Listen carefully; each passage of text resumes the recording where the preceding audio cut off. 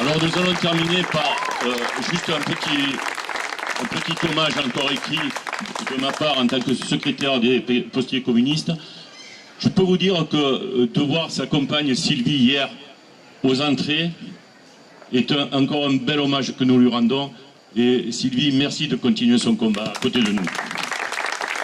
Hommage de plus, mais pas un hommage de trop, Alain. Tu étais élu et ton maire t'a rendu l'hommage que la ville de Gignac te devait. Tu étais un syndicaliste et les camarades de la CGT Poste t'ont rendu l'hommage que tu méritais, toi qui fus notre secrétaire général, puis délégué durant toute ta carrière. Tu militais dans la section communiste de ta ville et Marcos, avec des mots simples, t'a dit combien tu laissais les communistes gignacais orphelins.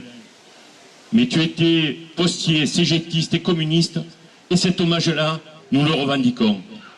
Oui, c'est aujourd'hui dans cette fête qui renaît tout doucement que nous tenions à te promettre que ton départ, aussi douloureux soit-il, ne sera pas la fin de ton engagement.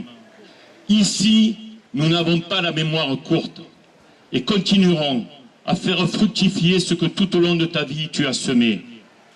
Tu resteras notre référence pour ce qui est de l'honnêteté, de l'amour de la justice, de la détermination et de la foi inébranlable dans ce monde meilleur dont tu rêvais. Peut-être, hélas, restera-t-il dans le cœur de ceux qui t'ont côtoyé plus l'image d'un camarade exceptionnel que la teneur du message que tu tentais de leur transmettre, alors que les deux étaient intimement liés. Ingratitude de monde du travail ou mémoire sélective, je ne sais.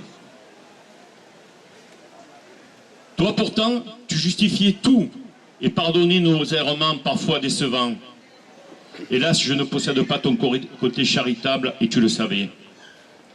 Nous avions fêté ensemble nos 60 ans et avions récolté en cette occasion chacun une adhésion au parti. Toi celle de Bernard, qui fut ton complice de toujours, et moi celle de ma compagne.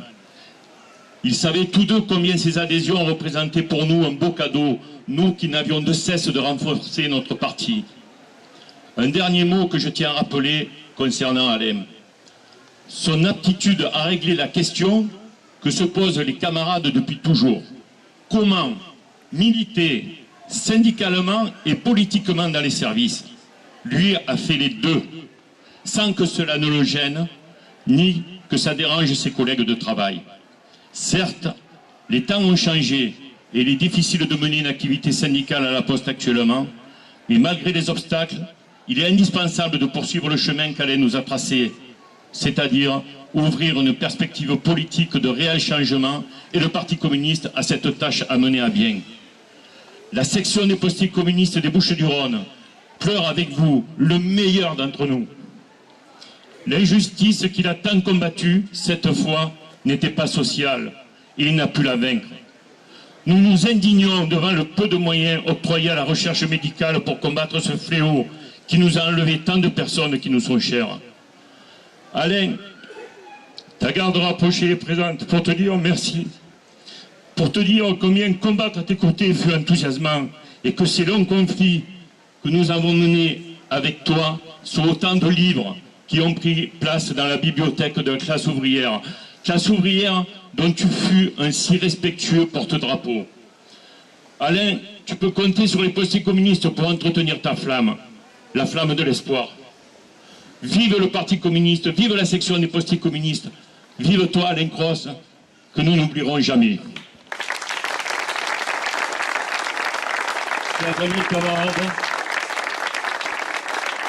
tout en embrassant tendrement Sylvie, sa compagne et son frère, je vous remercie d'avoir participé à cet hommage en sachant que c'est ce que nous lui devions en tant que postiers communistes et j'espère qu'on l'a fait le plus simplement mais le plus honnêtement possible. Merci.